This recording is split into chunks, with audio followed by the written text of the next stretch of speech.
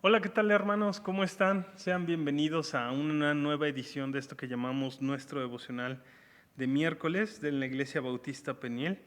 Y pues, ¿qué les parece que sin más dilación, pues comencemos con esta enseñanza que pues tenemos el privilegio de poder dar aquí? ¿Les parece si cerramos nuestros ojos y oramos? Señor, te damos gracias por esta noche, Señor, que nos permites abrir tu palabra y también el privilegio que nos das de poder compartirla. Te pedimos que seas tú, Señor, el que hable a nuestros corazones y nos ayudes a comprender, Padre, el por qué tú debes de ser nuestra principal necesidad, Dios, y cuáles son los resultados de satisfacer esa necesidad tuya y cuáles son los resultados de satisfacerlo con otra cosa. Señor, te pedimos que nos capacites para poder enseñar tu palabra y también para poderla llevar a la práctica. Te damos gracias, Señor, en el precioso nombre de tu Hijo Jesús. Amén. Allá por 1972, hermanos, hubo un caso muy conocido sobre, no sé si ubican, los jóvenes que se estrellaron en la cordillera de los Andes. Fue un caso muy sonado, les decía, en la cordillera de Chile. De 46 jóvenes, solamente 15 de ellos sobrevivieron durante 3 meses, hermanos, en el pico de la montaña. Imagínense, con la nieve, con la temperatura bajo cero, sin comida, sin agua. Fue una situación verdaderamente de supervivencia, ¿no? Hay varias películas al respecto. El año pasado salió una que se llama La Sociedad de la Nieve, bastante buena, se los recomiendo. Y también hubo una muy famosa que se llama Viven, ¿no? Que habla precisamente de este caso, ¿no? Y algo impactante, hermanos, nosotros cuando vemos las imágenes de lo que pasó en aquel contexto, vemos que eran personas escuálidas, hermanos, que no habían podido comer alimento bien en condiciones saludables, higiénicas, podríamos decir, durante 3 meses, hermanos, y que tenían una necesidad imperiosa, hermanos, de sobrevivir, de salir de la montaña. Solamente estos chicos pudieron abandonar la montaña caminando durante kilómetros y kilómetros hasta que alguien los pudo encontrar, hermanos, porque nadie fue a por ellos. De hecho, los habían dado por muertos, ¿no? Y pensaban ir a recoger los cadáveres una vez se deshielara la montaña, ¿no? Y algo que ellos mencionan es que ellos tenían un deseo imperioso por querer sobrevivir, ¿no? Y esto los llevó a hacer muchas cosas, los llevó a cometer antropofagia, ¿no? Que es como lo más sonado del caso, pero también ellos hablan de que querían tener agua, ¿no? No podían beber el agua de la nieve, era muy peligroso de ello. De hecho, uno de ellos decía que un vaso de agua en la cordillera de los Andes era como encontrar oro. Ellos tuvieron que derretir nieve para no morir, aún sabiendo que el agua de la nieve no quita la sed, ¿no? Y esto se me hizo muy impactante, hermanos, porque les digo, o sea, habla de la voluntad de querer sobrevivir y conseguir a toda costa este recurso que sin el que no podemos llegar a fallecer. El ser humano, hermanos, no puede sobrevivir más de 3 a 4 días sin tomar agua. Es la necesidad más importante física que tiene el ser humano. Pero ¿sabías que hay una necesidad más grande que esta? En esta ocasión, hermanos, vamos a estudiar el Salmo 42 y el Salmo 43 y vamos a entender, hermanos, por qué debemos de poner a Dios como nuestra principal necesidad. Esto nos va a ayudar a entender. Te voy a hacer algunas preguntas, hermano, antes de comenzar. ¿Alguna vez tú te has sentido afligido últimamente? A lo mejor después de la pandemia te ha costado como recobrar el ánimo, tener energías, tener fuerzas. ¿Te sientes desmotivado para hacer las cosas, para desempeñarte en tu escuela, en tu trabajo? Cuando te ves en profundas pruebas, hermano, tú no podrías decir que eres un cristiano que a lo mejor se la vive sonriendo, ¿no? Que se la vive con una actitud de que no pasa nada, sino que eres una persona que a lo mejor se caracteriza por tener un espíritu desanimado, por un semblante caído, hermano. Pues déjame adelantarte que muy probablemente es porque no tenemos a Dios como nuestra principal necesidad. Y acompáñenme por favor al Salmo 42. Vamos a estudiar el Salmo 42. Vamos a leerlo por partes. Yo se los leo, ustedes me acompañan en casa y vamos a entender qué tiene que ver todo esto, ¿no? Qué tiene que ver la tristeza, la amargura, qué tiene que ver el agua. Poco a poco van a ver cómo esto va a ir agarrando sentido, hermanos. Salmo 42 dice así: al músico principal, masquil de los hijos de Coré, como el ciervo brama por las corrientes de las aguas, así clama por ti, oh Dios, el alma mía. Mi alma tiene sed de Dios, del Dios vivo. ¿Cuándo vendré y me presentaré delante de Dios? Fueron mis lágrimas mi pan de día y de noche, mientras me dicen todos los días, ¿dónde está tu Dios? Me acuerdo de estas cosas y derramo mi alma dentro de mí, de cómo yo fui con la multitud y la conduje hasta la casa de Dios, entre voces de alegría y de alabanza, del pueblo en fiesta. ¿Por qué te abates, oh alma mía? ¿Y por qué te turbas dentro de mí? Espera en Dios, porque aún he de alabarle, salvación mía y Dios mío. En esta primera parte del Salmo, hermanos, podemos aprender que el adorador verdadero se lamenta por querer estar con Dios, ¿no? Ubiquémonos un poco en el contexto de este salmo. Este salmo lo escriben los hijos de Coré, hermanos, que eran, digamos, no me gustaría decir un grupo musical, pero sí eran como personas encargados de la música del templo, específicamente en la época del rey David, ¿no?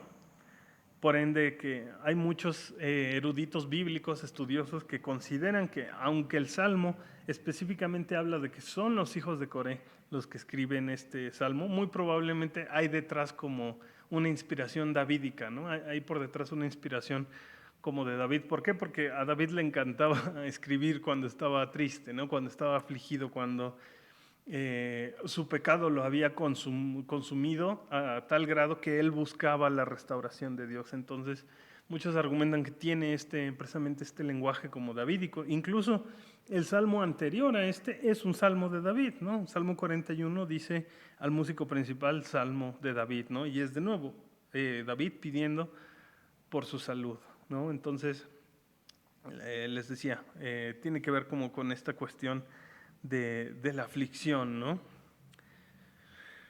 El adorador verdadero, hermanos, tiene una necesidad insaciable que solamente puede ser calmada por la presencia de Dios. Recordemos, el pueblo de Israel es un pueblo nómada desde sus orígenes, hermanos, un pueblo que habitaba en el desierto, que recorría las dunas del desierto, ¿no? A tal punto que, pues para ellos era normal tormentas de arena, temperaturas bastante altas, ¿no? Y sobre todo una sed insaciable, ¿no? Recordemos que si alguna vez ustedes han visto documentales o inclusive en las caricaturas se habla de que cuando hay como mucha sed, ¿no? Por causa del desierto y sus temperaturas, uno incluso alcanza a vislumbrar como oasis, ¿no? En medio del desierto, y esto pues es el recurso más valioso, ¿no? Que hay en el desierto, hermanos, el agua. Entonces imagínense, de nuevo, pongámonos en la mentalidad de una persona que vive en el desierto, en una ciudad rodeada de desierto todo el tiempo, ¿no?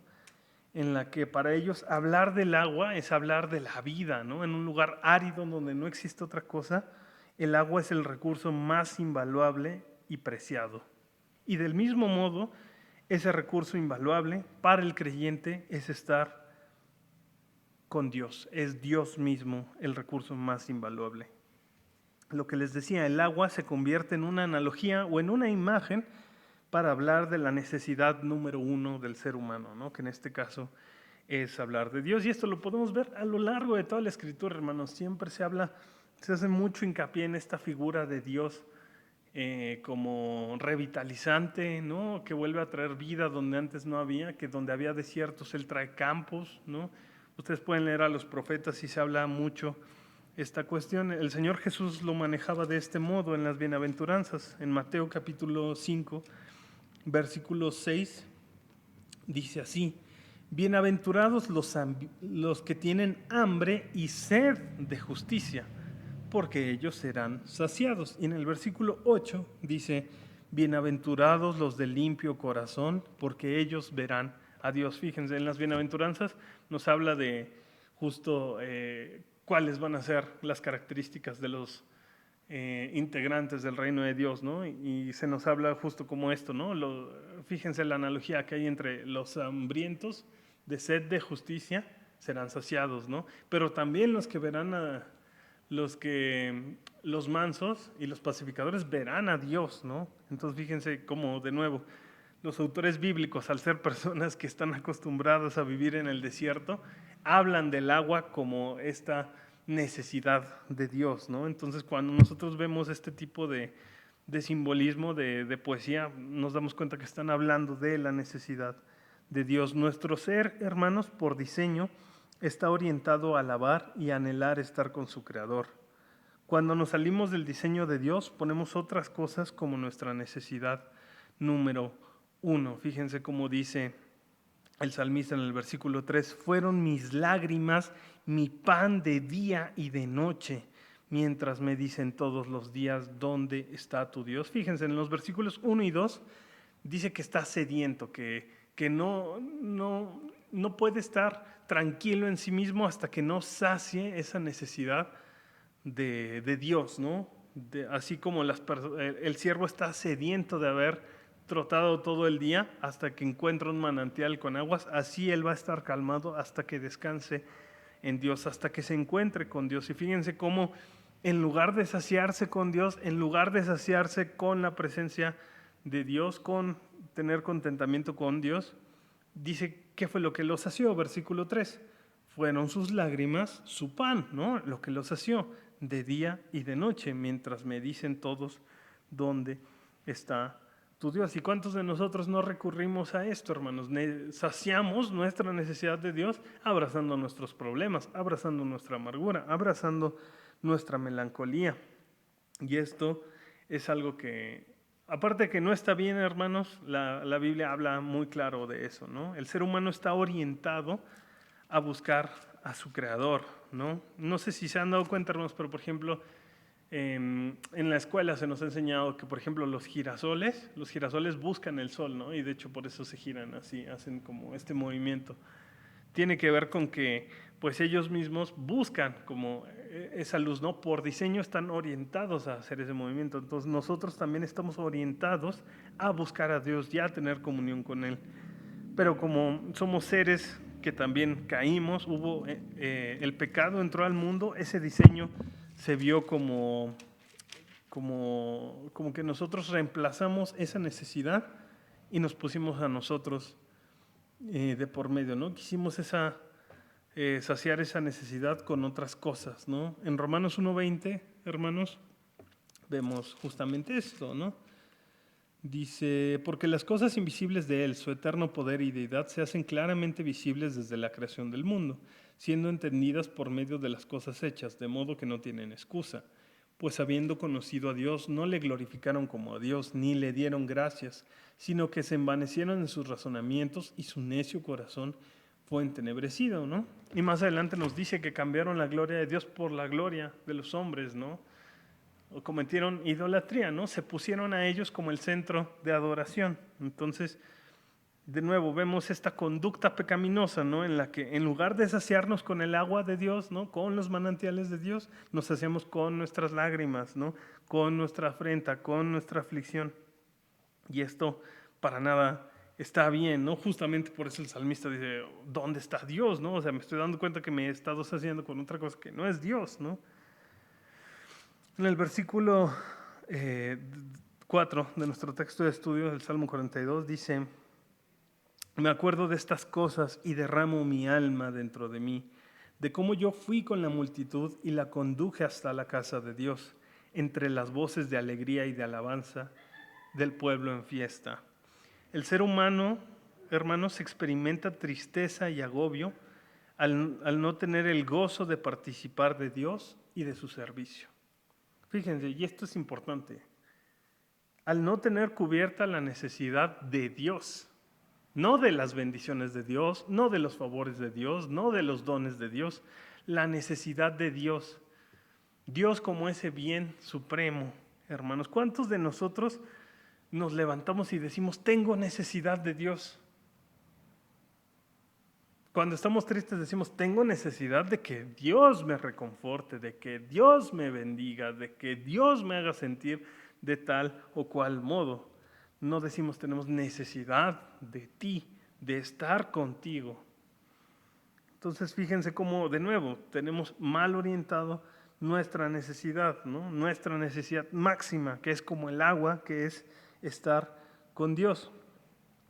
Al no tener cubierta esta necesidad, el salmista siente angustia y siente aflicción o trata de cubrirlo con otra cosa, ya lo vimos, ¿no? Él piensa que sus lágrimas son su pan de cada día y siente una profunda angustia existencial, ¿no? El anhelo por Dios también se refleja en el anhelo por la comunidad de los santos. Fíjense cómo dice, me acuerdo de estas cosas y derramo mi alma dentro de mí, de cómo yo fui con la multitud y los conduje hasta la casa de Dios y entre voces de alegría y de alabanza y de pueblo en fiesta. Fíjense cómo para el salmista estar en comunión con Dios es estar en comunión con toda la comunidad de los santos. El Salmo 133:1 nos dice cuán bueno y agradable es convivir los hermanos juntos en armonía. Tú hermano, podrías decir que en tus momentos de aflicción, de angustia, de desánimo, tu necesidad principal es Dios. ¿Realmente esa es tu principal necesidad? ¿O son tus circunstancias? ¿O son el salir del hoyo? ¿O son el echarle ganas para ver qué pasa? Muchas veces, hermanos, aún pese a que las circunstancias sean difíciles, nosotros agravamos más la situación al no tener a Dios como nuestra principal necesidad, como esa agua que nos va a permitir sobrevivir día con día, hermanos. Continuamos con la segunda parte del Salmo 42. Vamos a leer del 5 al 11. Dice así: ¿Por qué te abates, oh alma mía, y te turbas dentro de mí? Espera en Dios, porque aún he de alabarle, salvación mía y Dios mío. Dios mío, mi alma está abatida en mí. Me acordaré por tanto de ti desde la tierra del Jordán y de los montes hermonitas, desde el monte de Mizar. Un abismo llama a la voz de tus cascadas. Todas tus ondas y tus olas han pasado sobre mí, pero de día mandará Jehová su misericordia y de noche su cántico estará conmigo y mi oración al Dios de mi vida. Diré a Dios, roca mía, ¿por qué te has olvidado de mí? ¿Por qué andaré yo enlutado por la opresión del enemigo? Como quien hiere mis huesos, mis enemigos me afrentan, diciéndome cada día, ¿dónde está tu Dios? ¿Por qué te abates, oh alma mía, y te turbas dentro de mí? Espera en Dios, porque aún he de alabarle, salvación mía y Dios mío. Hermanos, ¿de qué otra manera podemos poner a Dios o nos podemos dar cuenta de que estamos poniendo a Dios como nuestra principal necesidad? Confiando en que su fidelidad nos va a reconfortar, nos va a aliviar esa carga, ese sufrimiento, esa congoja, hermanos. El verdadero adorador combate sus propios pensamientos recordando los atributos de Dios. Esto es bien importante, hermanos, y es algo muy interesante que menciona este salmo. Si nosotros repasamos justamente lo que leímos, nos damos cuenta que el salmista recuerda los atributos de Dios y esto le ayudan a sobrellevar esa angustia emocional, ¿no? Recuerda la omnipresencia de Dios, la cual no nos dejará solos. Esto lo podemos ver en los versículos 5 y 6.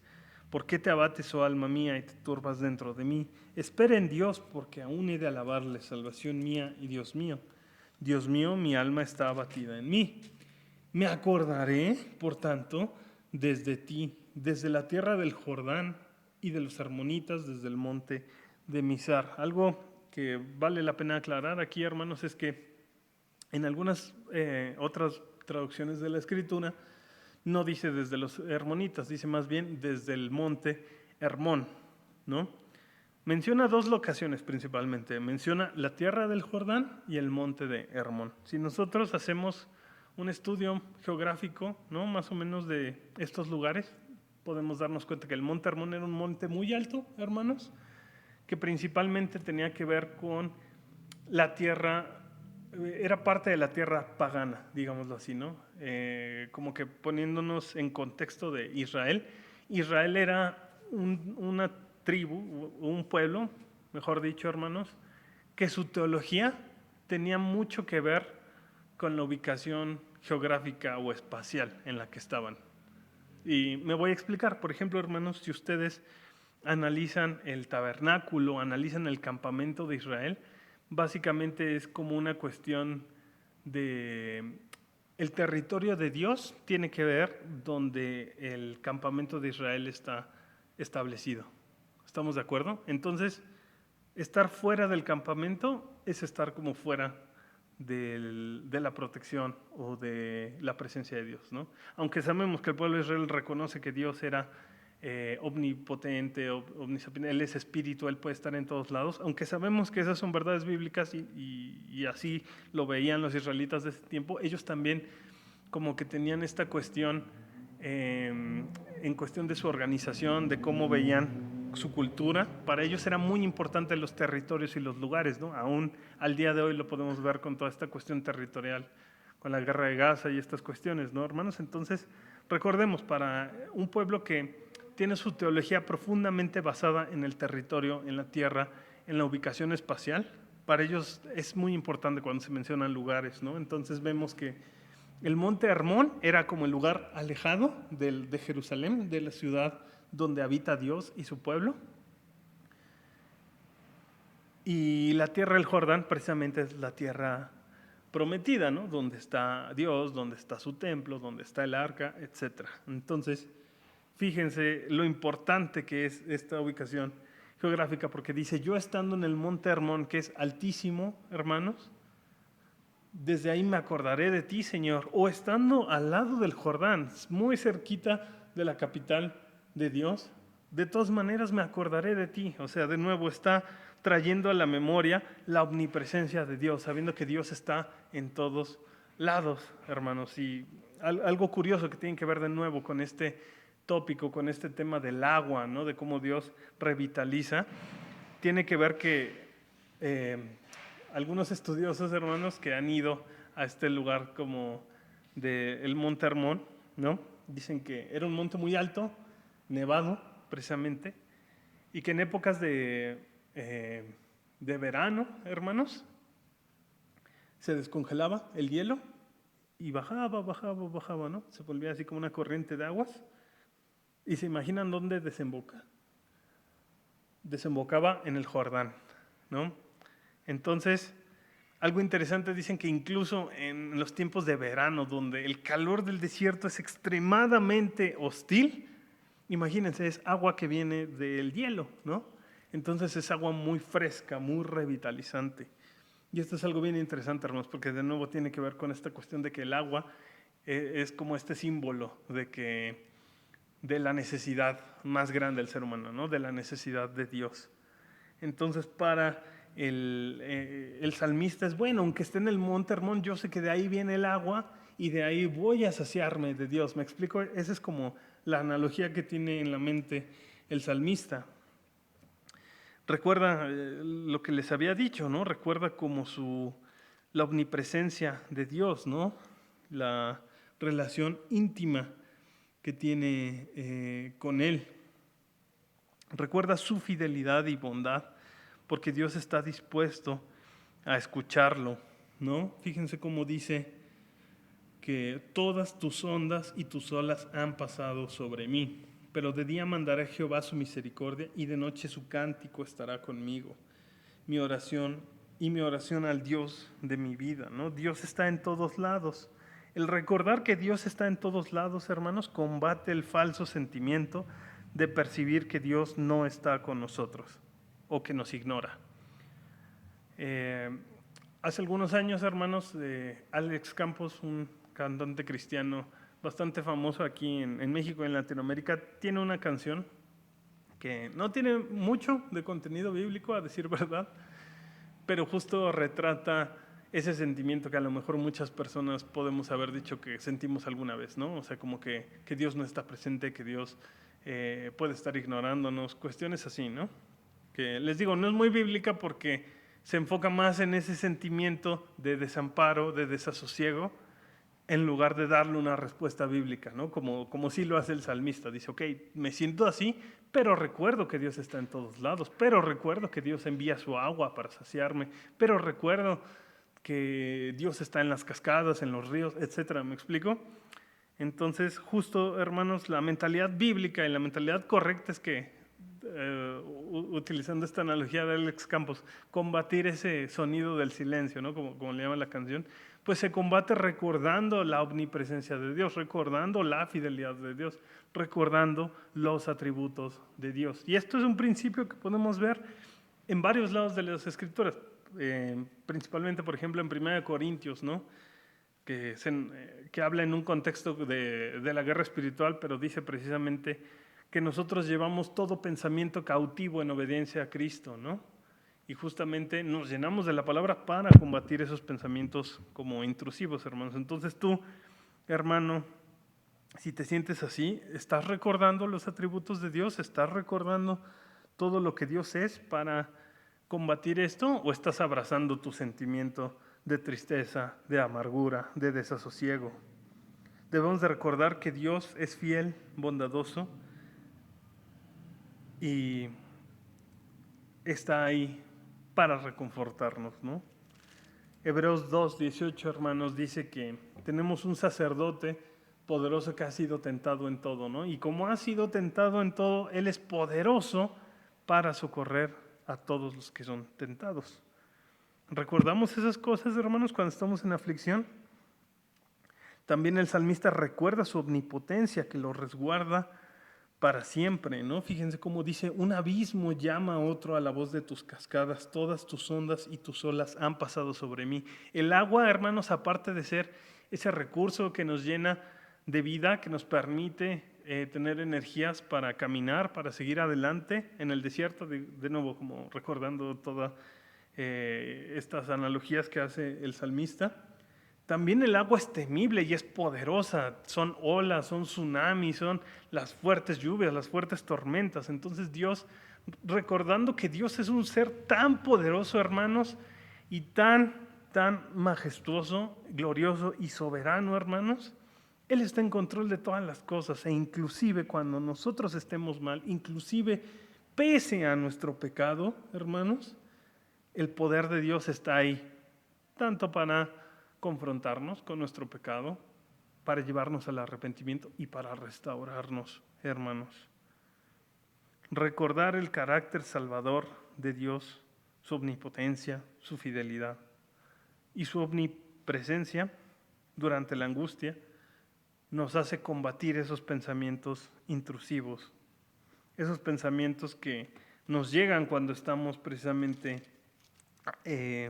experimentando alguna dificultad, hermanos. Y esto lo podemos ver como un principio bíblico en Filipenses 4, del 6 al 7, ¿no? Filipenses 4, del 6 al 7 dice, por nada estéis afanosos, sino sean conocidas vuestras peticiones delante de Dios en toda oración y ruego, con acción de gracias. Y la paz de Dios, que sobrepasa todo entendimiento, guardará vuestros corazones y vuestros pensamientos en Cristo Jesús. Fíjense cómo la confesión, el arrepentimiento y la oración hacen que nuestro corazón tenga paz, nuestros pensamientos y nuestro corazón tengan paz, hermanos. Entonces, tú, hermano, hermana, cuando estás en la angustia, ¿recuerdas a Dios o abrazas tu aflicción? ¿Estás pasando por una necesidad económica, hermano? ¿Estás pasando por un problema del corazón, algún problema que tiene que ver con las relaciones? ¿Estás pasando, hermano, por la aflicción que te trae tu pecado? ¿Qué estás haciendo? ¿Estás abrazando tu aflicción? ¿Estás abrazando la tristeza? ¿Estás cayendo en una cuestión victimista? ¿O estás recordando a Dios, ok, le fallé a Dios, he pecado, ok, tengo que confesar, arrepentirme, a lo mejor dar cuentas y poder ser restaurado, ok, tomo esos pasos, ¿no?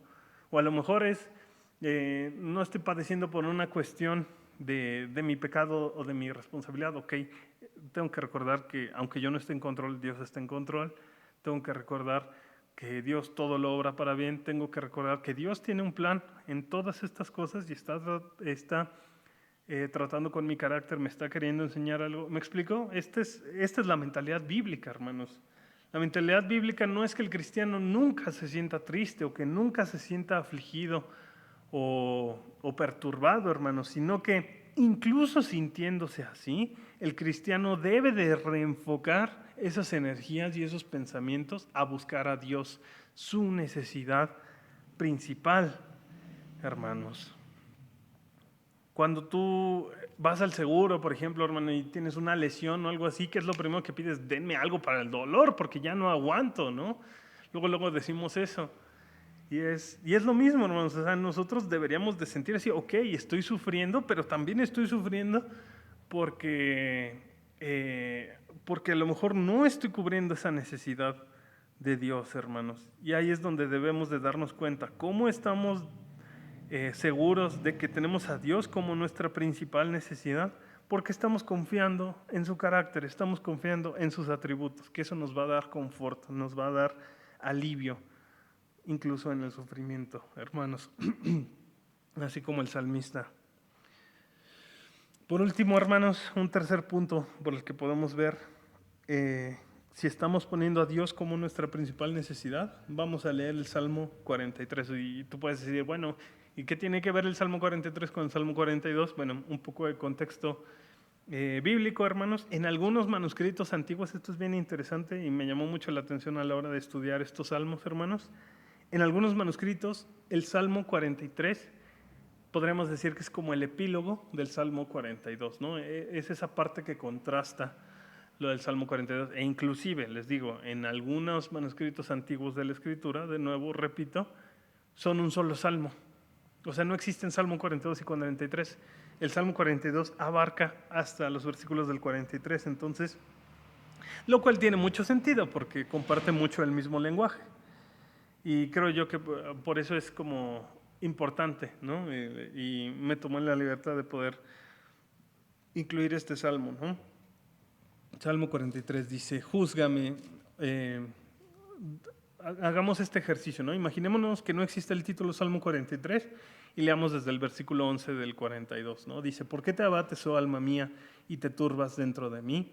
Espera en Dios, porque aún he de alabarle, salvación mía y Dios mío.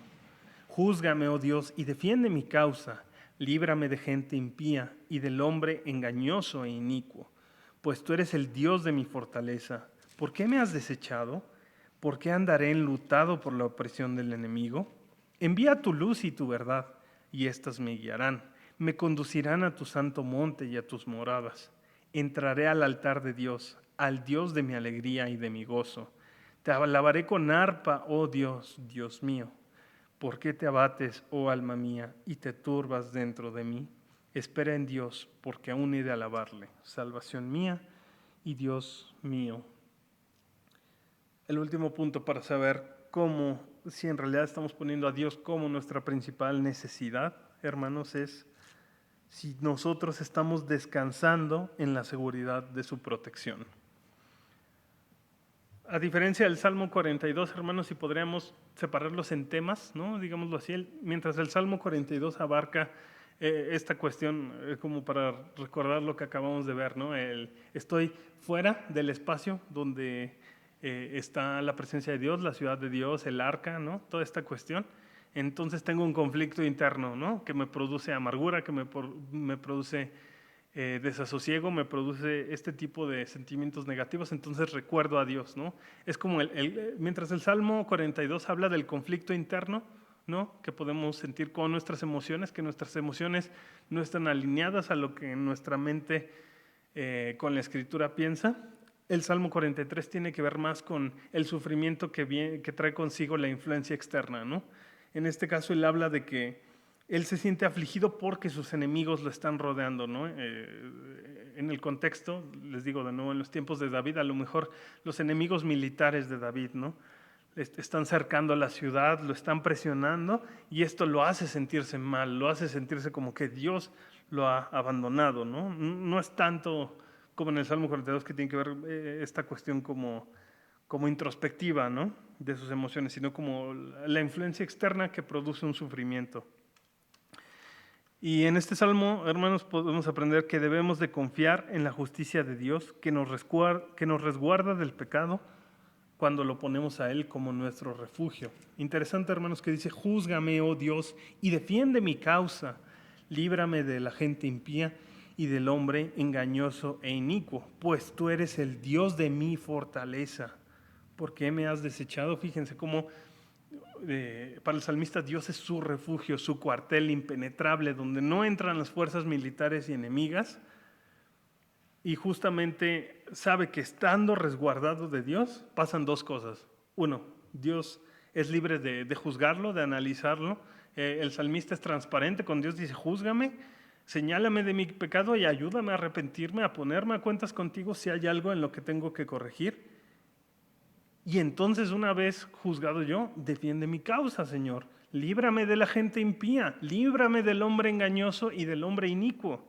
¿Cuántos de nosotros hacemos eso, hermanos? Le decimos a Dios: sí, Señor, líbrame del mal, de la gente mala, ayúdame a no estar haciendo, a que las personas no se aprovechen de mí. Pero nosotros tenemos malos hábitos, nosotros nos caracterizamos por el pecado, hermanos. Las personas, si les pedimos que señalen cuál es el hombre engañoso, no sabrían diferenciar entre nosotros y una persona que no conoce de Dios. En lugar de decirle a Dios: líbrame del hombre engañoso e inicuo, le decimos: Señor, no me libres de ellos porque son mis cuates, Señor, porque son mis compañeros. ¿Me explico? Hacemos todo lo contrario, hermanos. Fíjense cómo incluso el salmista habla de estas cosas y combate de nuevo ese desasosiego, ese sufrimiento, recordando que Dios lo va a guardar, ¿no? Debemos poner a Dios como nuestro gozo supremo, hermanos. Fíjense que en el versículo 4 dice: entraré al altar de Dios, al Dios de mi alegría y de mi gozo, y te alabaré con arpa, oh Dios, Dios mío. En otras versiones de la Biblia, hermanos, no dice el Dios de mi alegría y de mi gozo, sino que dice el gozo supremo, ¿no? Que es mi Dios. Y algo interesante, hermanos, es que precisamente Dios es el gozo supremo del ser humano, ¿no? Agustín de Hipona, un padre de la iglesia bastante importante que también fue filósofo, él hablaba de que el ser humano tiene un hueco, ¿no? Un hueco existencial, podríamos decirlo. Un hueco infinito que solamente puede ser saciado con un ser infinito, ¿no? Y él lo ponía en estas palabras. Él decía: nos hiciste, Señor, para ti, y nuestro corazón está inquieto hasta que logre descansar en ti, ¿no? Hermanos, si tú has vivido afligido, si tú has vivido que no estás siendo pleno en Dios, si te sientes insatisfecho, si por más de que a lo mejor puedes estar cumpliendo proyectos o puede ser que la vida no te va como tú quieres, pues probablemente, hermano, es porque estás llenándote de todas esas cosas menos de Dios. Dios no está haciendo tu bien supremo, no está satisfaciendo todas esas carencias que tienes y las estás queriendo llenar de una manera idolátrica, hermanos. ¿Y eso qué pasa? Que cuando enfrentas aflicción, que cuando enfrentas dificultad, que cuando enfrentas el pecado de otras personas hacia ti, pues te sientes mal, hermano, porque estás tratando de resguardarte con tus recursos y no con los de Dios. La palabra de Dios, hermanos, nos lleva de regreso a Él cuando nos sentimos extraviados o descubiertos. Versículo 3 del Salmo 43 dice: envía tu luz y tu verdad, y éstas me guiarán y me conducirán a tu santo monte y a tus morados. De nuevo, recordando el contexto, el salmista está alejado de la ciudad capital de Dios, entonces sabe que si Dios manda una luz, va a poder regresar a resguardarse en la ciudad, ¿no? En este caso, nosotros sabemos que la palabra de Dios se le equipara a la luz, ¿no? Ese salmo famoso que dice que lámpara es a mis pies tu palabra, lumbrera mi caminar. Entonces, cuando tú te sientas extraviado, hermano, cuando tú te sientas perdido, recuerda, hermano, que la palabra de Dios es la única que te va a poder guiar hacia Dios, hacia su presencia. No son tus sentimientos, no es como te dice el mundo, hermano, que tienes que buscar en ti mismo y buscar una explicación de por qué te sientes mal, tus heridas internas de la infancia o cuestiones así. Tienes que voltear a ver a Dios y a su palabra y eso te va a dar la pauta para regresar, hermanos. Y esto lo podemos ver en el libro de Romanos. Es un texto bastante cortito, que de hecho el apóstol Pablo parece que como que lo menciona solamente, ¿no? Ni siquiera es el punto como del pasaje, pero a mí me gusta mucho, aunque es muy corto, sintetiza muy bien la función, una de las grandes funciones que tiene la Biblia en cuestión de nuestra experiencia sentimental, sensorial, ¿no? Dice Romanos 15:4, porque las cosas que se escribieron antes, hablando de la Biblia, para nuestra enseñanza se escribieron, a fin de que por la paciencia y la consolación de las Escrituras tengamos esperanza. Fíjense cómo la Escritura nos da esperanza, ¿no? Cuando estamos afligidos, cuando estamos tristes, cuando estamos en ese sentimiento de desasosiego que les digo, recordando el contexto de los salmos, pueden ser dos cosas. Puede ser que nos alejamos de Dios por nuestro pecado, por hacer las cosas mal, o simplemente a lo mejor por cómo es nuestra personalidad, ¿no? Que tiende al autosabotaje, a estar con pensamientos intrusivos que no le agradan a Dios, ¿no? O por el otro lado, como vemos en el Salmo 43, a lo mejor es una influencia externa, verdaderamente son circunstancias hostiles en nuestra vida. Cualquiera que sea ese escenario en tu vida, hermano, tienes que recordar que la palabra de Dios te otorga esperanza y te puede ayudar a sortear esas cosas, siempre y cuando tengas a Dios como tu necesidad principal. No solo combatimos el miedo y el agobio recordando a Dios, sino también su regalo de la salvación. Esto es importante, hermanos. Ya vimos como tres cosas que está recordando el salmista, ¿no? Está recordando la comunión de los santos, está recordando los atributos de Dios, está recordando la palabra de Dios y también está recordando la salvación que Dios le ha otorgado. Estas cuatro cosas, hermanos, lo ayudan a combatir esos pensamientos que no le agradan a Dios y que lo hacen sentirse mal, ¿no? Lo hacen sentirse afligido y lo hacen no servir a Dios de la manera correcta, ¿no?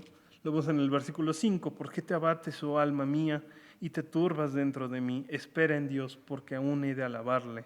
Salvación mía y Dios mío. Fíjense el concepto de la salvación, cómo lo recuerda, ¿no? Romanos 8:38, muchos se lo saben, habla de eso, ¿no? Ni lo alto, ni lo profundo, ni ángeles, ni principados, ni potestades, ni lo presente, ni lo porvenir, ni ninguna otra cosa nos podrá separar de Dios, del amor de Dios que es en Cristo Jesús, Señor nuestro, ¿no? Entonces, recordando la salvación, por supuesto que tenemos motivación para afrontar las dificultades de nuestro propio pecado, hermanos, de las consecuencias de nuestras malas acciones y también de las aflicciones que Él trae consigo vivir en un mundo caído, hermanos. Debemos de aprender a afrontar el agobio de los enemigos, el agobio en nuestra propia mente, con buena actitud. Y esto el apóstol Pablo lo resume de una manera preciosa en 2 Corintios 4:8. Dice así, 2 Corintios 4:8. Y de nosotros que estamos atribulados en todo, mas no angustiados, en apuros, mas no desamparados, perseguidos, mas no desamparados, derribados, pero no destruidos, llevando en el cuerpo siempre por todas partes la muerte de Jesús, para que también la vida de Jesús se manifieste en nuestros cuerpos. Hermano, ¿tú estás descansando en tus recursos, en tu protección, en tus habilidades, en tu inteligencia, en tu tiempo que llevas como cristiano? Pues no te asombres de que cuando venga la dificultad, cuando venga la melancolía, cuando vengan esos momentos de suma tristeza, pues te sientas así, porque no estás descansando en la protección de Dios. No estás poniendo a Dios como tu principal necesidad, como esa agua sin la que no puedes vivir, hermanos. Dejemos de buscar las bendiciones de Dios y los dones de Dios cuando nos sintamos mal y busquémoslo a Él, que Él es nuestro bien supremo. ¿Cómo podemos poner a Dios como nuestra principal necesidad? Hagamos el análisis de estas tres cosas. Tenemos una sed insaciable por Dios, por su persona, por estar con Él, por convivir con Dios y con la comunidad de sus santos, punto número 1. Punto número 2, estamos confiando en que en los atributos de Dios y esos nos brindan confort, su omnipresencia, su omnisapiencia, la intimidad que tenemos con Él, sabiendo que es un ser relacional, que se encarnó, que se hizo hombre, que conoce nuestras necesidades, por más pequeñas que estas puedan ser.